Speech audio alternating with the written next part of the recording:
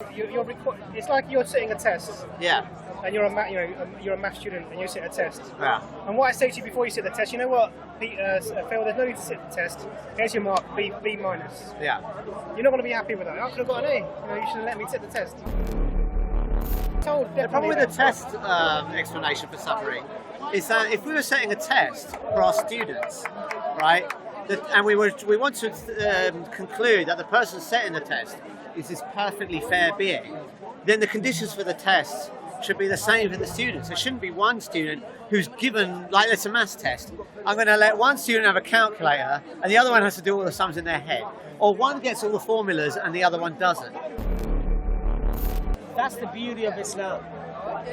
The one who's judged with the calculator will be judged differently from the one who did not have the calculator.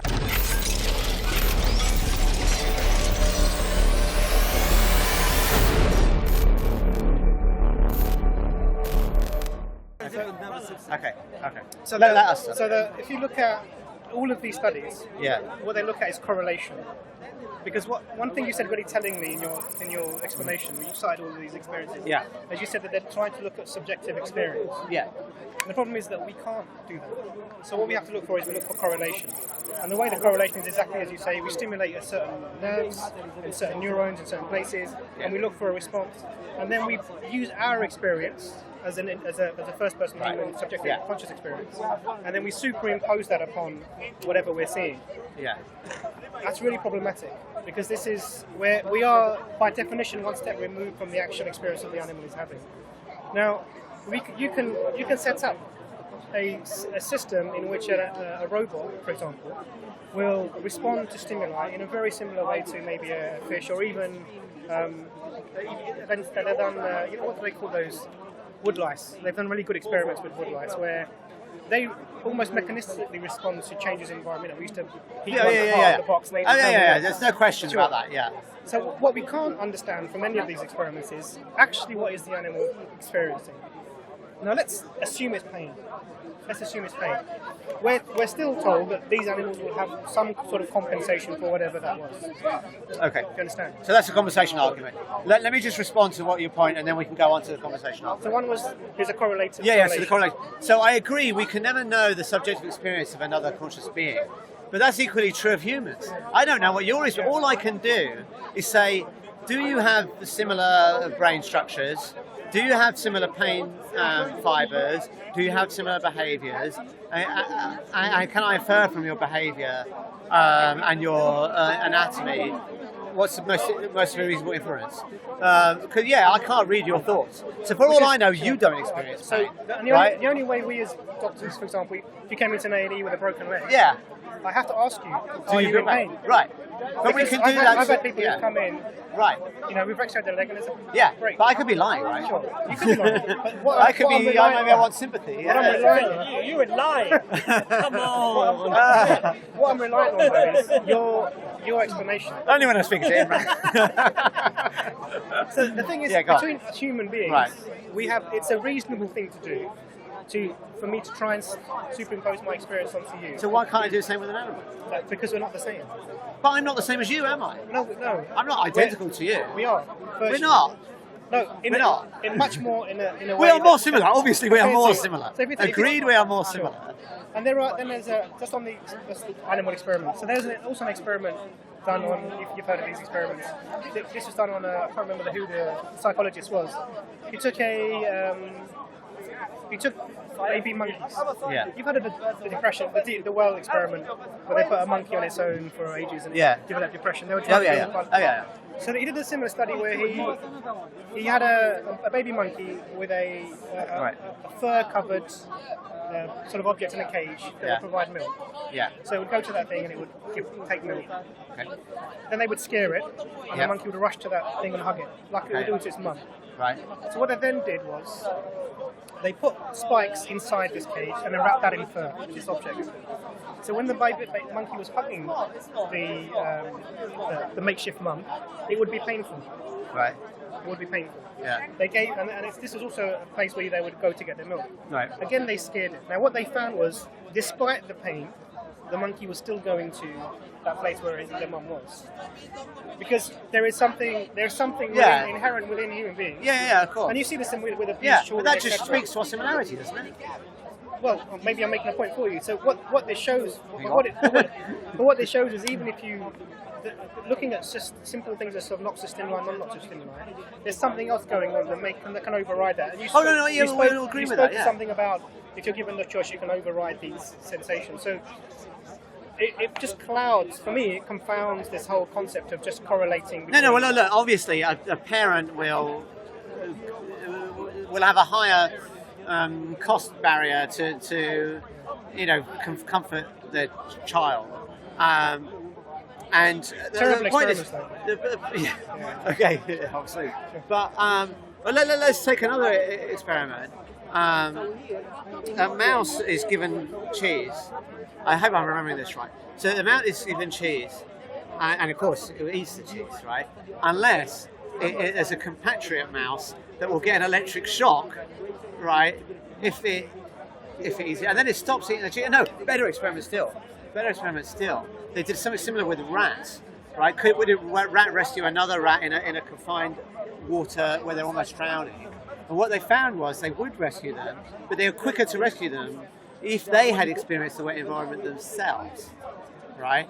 And that tells you, I think, that not only do they have empathy, but their empathy is informed by their experience, right? So to me, this speaks to us. All the evidence we have is that they have, again, I don't want to use the word same because I don't think the pain experience of they have something similar, and it's no surprise that they do, because I would expect the pain system to evolve early. It's an essential system for survival, so I would expect it to evolve early. Another rat experiment. So this is fascinating. we're trading rat experiments. Yeah, go on. I think, Phil, the thing here is this: that you're both discussing, in effect, aspects that don't have any certainty. That's what I'm saying. So subjective. But nothing is certain. That's the whole point. My point is, we went through that earlier. To have this endless debate on that one concept, I think moving on to we are. No, okay, all right. We can move on. So I don't think that you can either say that animals are having the same type of suffering, but some sort of. Well, there's a degree of uncertainty, but that's true of other people as well, right? If I look at you, I don't know what your internal experience is, right? But we can go further. I made that point earlier. I'm repeating myself. But let's go a bit further. What about a child with hydroencephaly? A child with hydroencephaly has their cortex didn't develop, right? Now, do you think they feel pain? Evidence, I think, seems to be they do, right? And there's no reason to conclude that they do and animals don't, because many animals will have a more developed cortex than a child with hydroencephaly. This is the assumption. The assumption underlying this is that you can look at brains and you can tell. It's not just looking at brains; you're looking at behaviour as well. And when you combine the two, the evidence tells you animals feel pain. Just as if I look at your anatomy and your behaviour, I conclude you feel pain. But then again, we're assuming that we can get to a first-person, a subjective experience. It's a correlative thing. It's not a. So I think I understand your point. We all agree that there's uncertainty on inferring upon others' subjective experience. But if we extrapolate that, then I shouldn't say the Holocaust is wrong, because I didn't know that those Jews that were murdered were suffering. I only know that I suffer. So we can come to that. Right? So there's a contradiction there. The whole point really is that neuroscience is based on correlation. There is no way as yet, even with the it's not just correlation. Like, if I look at that experiment, where if I see the animal shows a fear response, okay, that could be mechanical, right? So I agree that maybe there's no subjective experience associated with it. But when we look at the next step of the experiment, we give them control over the stimulus, and they seem to pick the stimulus that we like, and they seem to switch off stimulus that we don't like. And to me, that's going beyond mere correlation. That is very strong evidence that they have preferences like we do. And you wouldn't see that in a robot. You could program a robot to react in the same way. And it's true that very simple organisms, even bacteria, have sort of moving away from danger responses. But we don't see this sort of preference change, right? It's that preference change that to me is showing very strong evidence. And this is a real problem. That problem of animal suffering is a very big problem for theists. And I don't know what Islam's view on. I know the Christians feel that suffering entered into the world with Adam and his sin. I don't know if that's the Islamic view. We don't believe in the fall of man. Okay, fine. Okay, all right, fine. Okay, but nevertheless, the point is that we know that animals have been here for hundreds of millions of years, suffering before humans, right? And if you want to attribute suffering to human free will, to free will. Oh, to free will. I mean, all right, just an animal stuck in a tar pit doesn't seem to have anything to do with free will. The object that hit the dinosaurs caused all that suffering doesn't seem to have anything to do with free will. That's like a random event. I hear what you're saying. Yeah. So I could see that the Holocaust, you could say that was human free will, but you can't say that to this hundreds of millions of years of animal suffering. So we disagree on this. So I believe that this correlation, we cannot equate the two types of suffering together. I'm not saying there's no suffering, but there's equity in that this is compensating. Do you want to go to the conversation then? So that's one aspect of it. But then the other aspect was the perspective aspect of it. This is the conversation I've got. Yeah. Do you want to say something a bit more about that, and then I can respond? Because I just spoke. Yeah. That's it. So what I'm saying is that. So one thing I didn't think that there is, in terms of the system that we have required at the moment, requires free will, and free will requires people to do good things and bad things. Now, in terms of natural suffering, for example, animals, etc., we believe that these animals are compensated in some way for this, and also that this is not the same as you or I would be suffering. That's probably just a position without any way of verifying. We've discussed that. Let's move on to that. That's fine. So the other aspect of it, actually, you're going to go. Take care. Assalamu alaikum, Jordan. Nice to see you. So the other aspect of it is perception. So our experience goes on beyond this. And there's a very famous hadith of the Prophet, peace be upon him, and I'll explain it to you. So he says that God will take someone who has suffered all their lives, and it will dip them for a moment in the paradise, and they will say, "I've never known suffering." And they do the opposite. You take someone who has had everything in this world, and he would dip them in the hellfire. And Okay, so it's like they've never known suffering. Okay. And that comes with the time of experience. So that can change your perception of what's happening. Okay. So the problem I have with this argument, let's imagine that I kept you in a basement for 20 years and I, did horrible things to you, and then you're a doctor. I've escaped, right? Let's say it's me. I've escaped. I come to you. And you say, "Don't worry. I could give you a treatment where you'll forget that you suffered." Right? Now that would be good. That might be a good thing to forget that you suffered, but it doesn't explain. It doesn't make the suffering right. Like in particular, God could give you the compensation without you suffering. Right? So let's take another example. Right? Let's suppose that I raped a bat. Right? Excuse me. I know. It's terrible, right? It's a terrible thing. It would never happen. It wouldn't happen. It wouldn't happen. I want to make it clear it would not happen, right? And let's suppose. It would definitely never happen. I was caught, and I said to him, "Okay, how much compensation do you need to set us straight?" Nothing would be enough. Right. Nothing would be enough. No for amount you. you can give me with compensation. But let's suppose someone said, "I want $10 million," right? I said, "Okay, here's $10 million, right?" Okay, they're compensated. It doesn't change the fact that their suffering shouldn't have happened. So their suffering should not have happened. It wasn't right that the suffering happened in the first place. So the point is, God can give you the compensation whether you suffer or not. So if He's going to give you these great goods in heaven, right, then He could give you those without you suffering. So the compensation doesn't explain the suffering. We've hit on a key point now. How are you able to say that it was not right for it to happen? On what basis are you saying? Okay, because I suffer and I don't want to suffer. Okay. So that's it. There's no regard for the purpose of the system at all. If I suffer and I know that my suffering is bad, it's a reasonable inference for me to say other people's suffering is bad. Does all suffering lead to harm and negativity? You'll have to give me definitions of suffering and harm that are different. You have a tooth that's gone septic. Yeah. It stays in, you die. They pull it out, it's going to be very painful. Yeah. And a lot of blood everywhere. Right. that you live. Yeah. You will have to go through that suffering Right. to get that culture. So so this is the argument that you need to go through this because some greater good. Now the issue is... The problem is, for a doctor, so if I went to Imran and I said, fix me, I'm in pain, and he said, I can fix you, I can stop you dying, but this operation is going to hurt. So maybe we're back in the 18th century and he has to saw my leg off or something, right? Now... Sorry? Still do that. Without an anaesthetic. With you, Phil, maybe he'd give you a water injection and say, all right, Phil, here we go. But this is interesting. Suppose he did that, right? I would say Imran does not look perfectly good.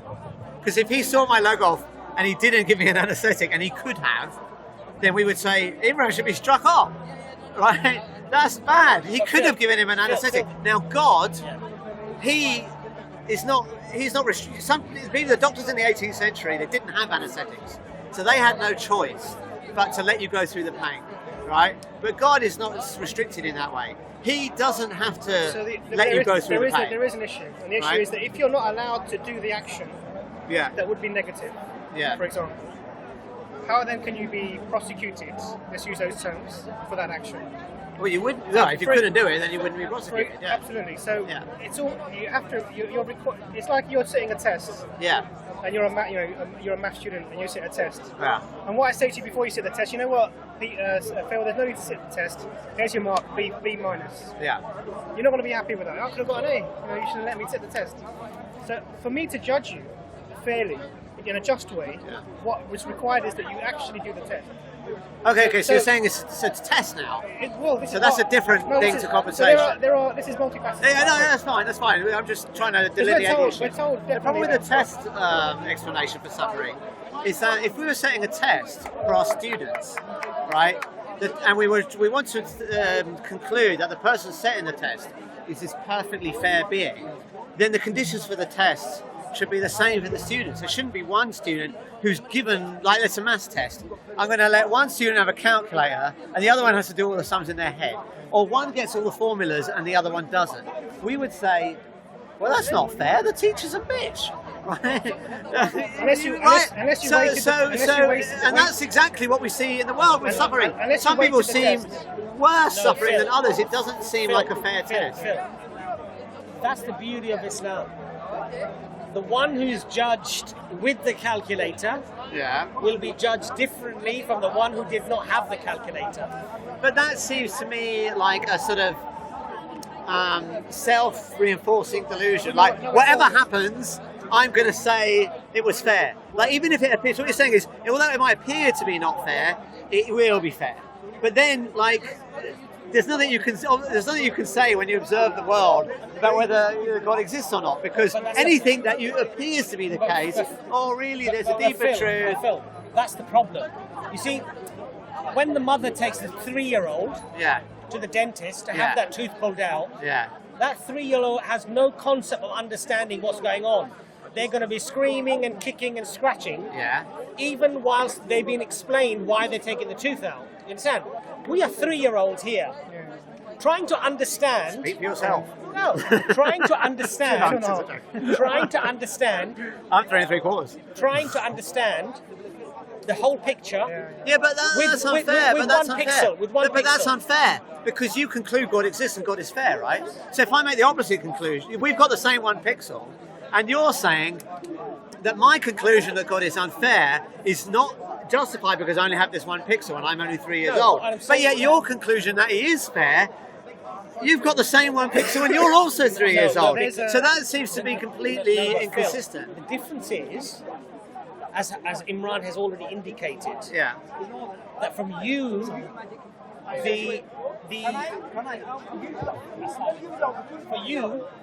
the very foundation that you build your argument and your assumptions from are to deal with just this life and this life alone.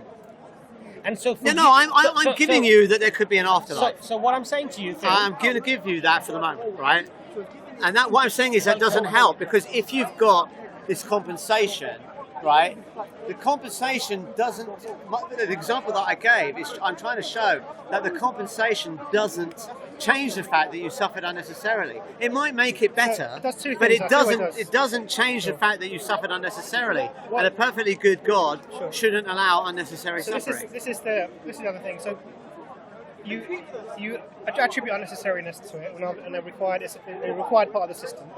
In a place where you're tested, in a place where there's free will, these suffering will happen. There's no doubt about it. So it becomes. But there is, because hang on, do you have free will in heaven? Yeah. Are you going to suffer in heaven? No. No, but what you're doing is you're taking two different setups and you're equating them. Why should I be like, if you don't see a blatant contradiction there? No, not at all. What you're doing is you're taking two different realms. Yeah. Let's put it this way, you're taking two different worlds with two different physical properties, and you're saying that everything, the circumstances... But no, I accept they could have different properties. So there's an acute, so it's not that place is not a place of testing. So no, but to expect there to be testing in that place is... Okay. Sense. Hang on. Right.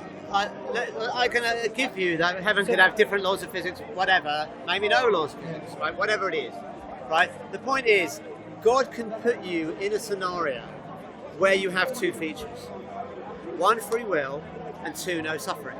So if he can put you in that scenario, why not just do it?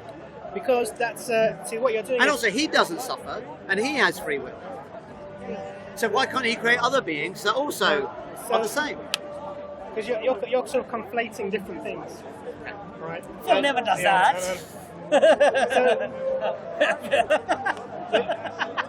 The system here, the system we have here is we're being tested, and in that test you're given the free will to make a choice between right and wrong. The suffering or evil, however you want to probably evil, only has meaning in a theistic universe. In a universe where there is no creator at all, which is the position you're coming from, if animals suffering or not suffering, it doesn't mean anything. Why doesn't it mean anything? Because it's ultimately in the starkness of the universe, it has no value at all. Why? Why would it have value? They suffer, they don't like it, so it's bad. So what? What do you mean bad? Well, I'm saying, we all agree that we don't like our own suffering. So we would prefer not to suffer. Yeah. Right? So there's a clear preference for a situation where there isn't suffering. Right? So if we say, and also, I think there's an internal contradiction. So let's suppose I give you your assumption. So I don't grant the assumption, but let's suppose I did grant the assumption that only in a theistic universe could it be meaningful. We still have the same problem. Yeah. Okay, let's suppose I grant theism, right? And I say, okay, so now I can have my morality and I can call things good or bad. I'm still faced with the fact that God seems to allow bad things. So I'm left in an internal contradiction. Can I just say one thing? Right?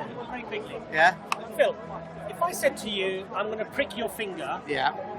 and for the compensation for that pricking of your finger, you will be the owner of the entire London, and every building, every business, everything that there's in there, you'll get that. Would you accept me pricking your finger? Can I? All right, let me answer that. I'm asking you a question. The answer is yes, I would. Right. But let me respond, because I know where you're going with this. And let's just suppose that you were going to give me the London already. Yes. And then you prick my finger. I could still go, what? Why did you prick my finger? You could have given me London anyway. I set the rules up. No, I know. But the problem is, why, if you could have given me London, why couldn't you just give me London? Because that's my Why rules. did you have to prick my finger? It seems like there's something sadistic in you. No. Right? If I'm going to say you're perfectly good, Yes. right? You gave me London, great thing, very nice. I would love to own all of the buildings in London. Wow, wouldn't that be brilliant? Right? Now, if you were going to do that, right? And I'm trying to judge, are you perfectly good? Right? Well, you gave me London, that's very good.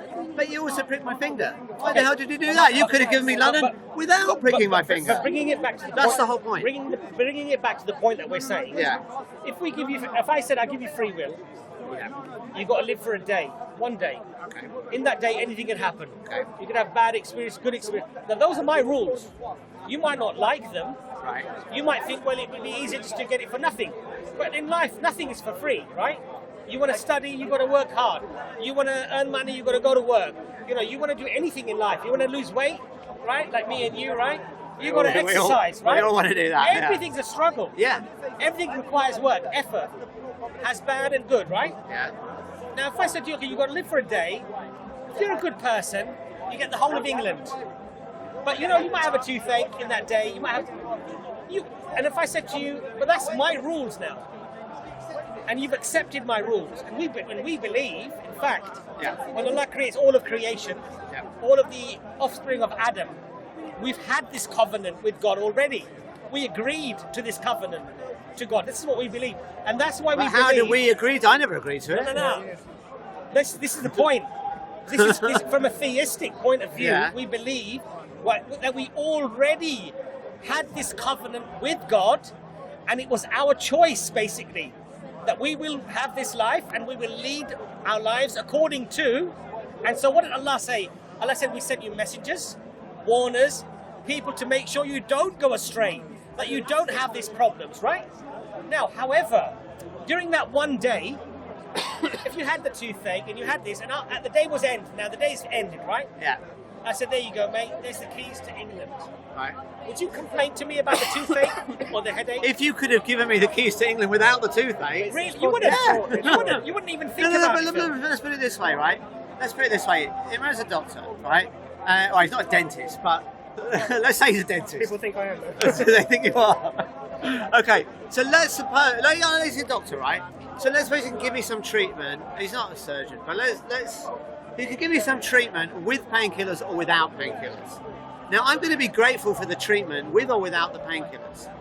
But if he gives it to me without the painkillers, and he could have given it to me, if he could have given me a painless cure or a painful cure, he could have given me either, right? If he gives me the painful cure, I might still be grateful that he gave me the cure, but I might question whether he's perfectly good.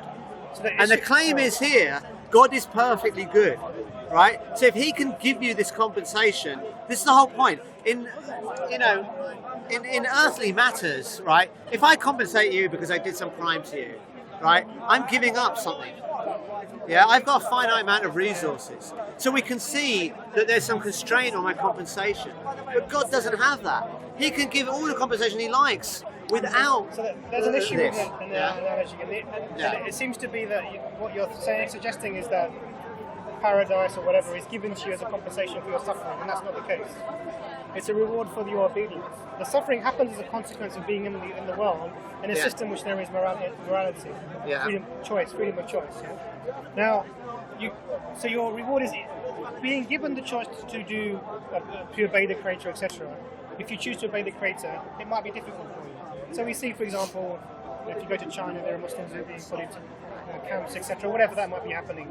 Now, I would say that is horrendous. Just for the camera, of course, the whole world should be getting upset about this. It's appalling. I agree with you completely. Now, the suffering that people are going through is because of the choices that they've made. You're not being rewarded for the suffering, but you're being rewarded for your choices that you've made, the obedience that you have. The suffering is a consequence of what you've chosen to do. Well, a lot of suffering isn't, right? Clearly, the Jews didn't choose to be massacred in the Holocaust, the choice was to be Jewish. No, you couldn't choose. No. You could have said the Nazis didn't care about theology. They thought it was a racial thing. I mean, there's no racial. The whole concept didn't make sense. You couldn't have said to a Nazi, "I'm an atheist," or "I'm converted to Protestant." Well, they were mostly Lutherans, right? I guess, or Protestants. I'm converted to Protestantism. Don't kill me. I mean, the Nazi wouldn't give a shit. So that's not true. Less. That's not true. Because many Jews, you have to remember, were from Khazars, from the Russian converts. They were not ethnically Semites. No. I'm not saying they were ethnic. I'm saying the Nazis saw that they were wrong. That they thought it was an ethnic thing. It was religion. No, but you don't. Not ethnicity. No, to them it was ethnicity. I'm not saying they were right. Of course they were wrong. There's no notion of ethnic. You're right. There were a lot of converts, but they didn't see it that way. Is my point. You couldn't. There wasn't a point was you couldn't have made a choice to do anything different. So in that scenario, there are a couple of choices happening. So the choice is one of the person to stick with their beliefs and their identities, and not because there are people who could have hidden their identities. The other choice on the other side is they couldn't have. They were put into ghettos. They didn't know the Holocaust was coming, right? if they'd have been asked convert on, there wasn't nothing like that. You're misunderstanding my example. If these people could continue to maintain their identity, whatever their identity was, religious or racial, however you want to put it. The other choice was the people who were doing the persecution, the people who were persecuting, the people who were doing the killing. They also have a choice, and they're also going to have compensation for that choice. Do you understand? So the choice is on both sides. So in any interaction, we're talking now, how I come across you and how I treat you. And but let's just go to this issue of choice, actually. True or false? In Islam, our actions are already written down ahead of time. Our actions are written down ahead of time. Right.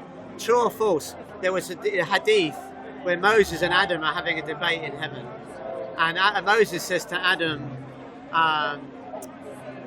you screwed everything up by eating the apple, whatever it was. We didn't quite say it that way. Yeah, right. Well, I've got the quote. A lot more respectful than that. Right. But basically, I'm translating it into plain text. Okay. Right? Adam, you screwed everything up. You ate the apple. What a mess you created. Right? And Adam says, you can't blame me. It was already written down. I was predestined to do it. And it even says in that hadith, so Adam trumped Moses. He won that debate. But you believe in that as well, Phil? Well, hang on. In predestination? No, I don't. Of course you do. How do I do that? Well, if you believe in pure materialism, and consciousness and everything is just a collection of atoms and molecules, then you effectively, if you know all the variables, then from the very concept of the Big Bang to how life will complete itself, billions of years, can all be predicted as predestination. So okay. Well, first off, no, because you're assuming that the laws of physics are inherently deterministic, and I don't accept that. So I just don't accept your premise. It just doesn't follow. Okay. Secondly, even if I do think that, I'm not trying to explain the suffering in the world through free will. So there's no internal contradiction. I'm not saying predestined. The problem is, if we're predestined to do everything, I couldn't have chosen differently. I'm not saying predestined. Therefore, I don't have free will. No, Phil, I'm not saying predestined. Consistent. I'm not saying predestined, Phil. I'm saying if you know all of the variables to a particular experiment, you can predict the outcome. Yeah, but that's not true. That is not true. Is that not true? No. So things happen randomly. Is that what you're saying? Yes. Really? Okay. Yeah. Well, I don't know if you about fire a photon through a pane of glass, right? This is how I understand it. Some of those photons will go through the glass and some will bounce back. That's why you see a reflection in the pane of glass, right? Which photons will, which won't? There's no reason. There's a reason. No, Phil, that's not right. That's because we don't understand. Right. We haven't got to that level of technology to be able to see which photons. Well, that is not how physics is currently understood by physicists. Of course it is. No, it isn't. Let me give you an example. Right? If you're flicking a coin, heads or tails, that's different. It could land on its side. Yeah. Could you predict every single time what it's going to be? No. Why? Because it says to its initial condition. Absolutely. So but this is not that. If we're aware of all this of is the not conditions. that. This is not. Are you aware of if you have the same conditions, Phil, you will get different Phil, outcomes. do you know everything about a photon? Everything. Well, what is different between one photon and another one? Well, do you know the difference? I am not doing these. Do you know if there are differences? I am not an expert. All I'm telling you is what the consensus do of you the know if physics there are community differences? is. Do you know if there are differences? No. No. You don't know, right? No. To my knowledge, there aren't any differences. So, to your knowledge. I can only answer to my knowledge. Could there be? As far as I know, no. No, but could there be? Could there be something I don't know about? Of course there can. Yes. Yeah. So those photons that are reflecting and those that are going through, effectively. So tell me what the difference is. No, I don't know. Probably. But you're claiming, Okay, but you've made the claim that everything is deterministic. Are you making the claim that everything is deterministic, right? So you should be able to tell me what's different about those photons. No, that's ridiculous, Phil. So. Well, no, you're saying everything is. Let me try and tell you. Please. Okay. So the ones that reflect back are the ones that hit the nuclei of whatever substance that they're going through, and they reflect back. The other ones that hit at varying angles along the nuclei will go in different directions. They're not at varying angles. That's not correct. What do you mean they're not at varying angles? You can have it exactly the same, everything the same, right? But glass is not exactly the same. The photon will not travel in exactly the same line every time. If you shoot, they're going straight lines. It's the principle of least action. You have it in a vacuum, right? There's no air disturbing it, okay? This is the principle of least action. They always go in the shortest possible route. Phil, I think you're being a little bit disingenuous here because... No, because I'll tell you why. The density of glass may vary. This is the same glass, different part of the glass. Other factors No. vary. Okay. Let's just in general. The photons themselves could vary. In general, there's a lot of unknowns. In general, you can look at surveys of physicists. Do they think quantum mechanics is fundamentally random? We don't know, right? And the consensus is yes, it is. I'm not saying there's no one disagrees with that, but that is the consensus. Therefore, the statement that laws of physics are necessarily deterministic, as long as you know the conditions of the Big Bang, then this is inevitable. That statement is not consistent with the way physics is currently understood. Now, the way physics is understood might be wrong. Maybe there are some hidden variables and it is deterministic, but you can't make that assertion with any confidence. Is what I'm saying. What the point here is that randomness is simply a lack of knowledge of how things are working. No. So when you're looking at quantum experiments and you see particles jumping in even in time, then what you're saying is we don't know the mechanism that this is happening in. Well, that's a view. Randomness. That's a view. Which is basically saying that the uncertainty in quantum mechanics is epistemic, right? It's not ontological, okay? And surveys of physicists don't agree with that, and they have good reasons for that. I mean, you can go into this in more detail. That I'm no expert on this stuff, okay? It's because I don't know yet. That's all.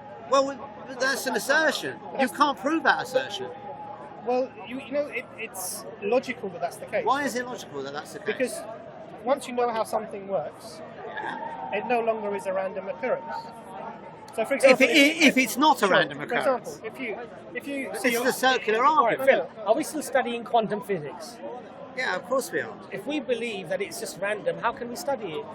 Okay, I'll tell you how. So let's say, let's say you have an experiment whereby let's say the classic two-slit experiment. Okay, you send electrons onto a screen through two slits. Okay, now you can predict very precisely that there will be certain diffraction patterns. Okay, but what you cannot predict is where in each individual. So you can predict the statistical properties of the combination of all the different electrons that you send on the screen. But according to current understanding of quantum physics, you cannot even in principle predict where an individual electron will end up on the screen, or photon, or whatever, right? It doesn't matter what it is, okay? So that is telling you then that it's fundamentally random. Now, you might say it's not really, okay? It's just saying we don't know how to measure the trajectory of the photon, that's what it's saying. No, it isn't. It's deeper than that. It's much deeper than that. Are they still studying the double slit experiment? What do you mean by are they still studying? Still looking into why this is happening.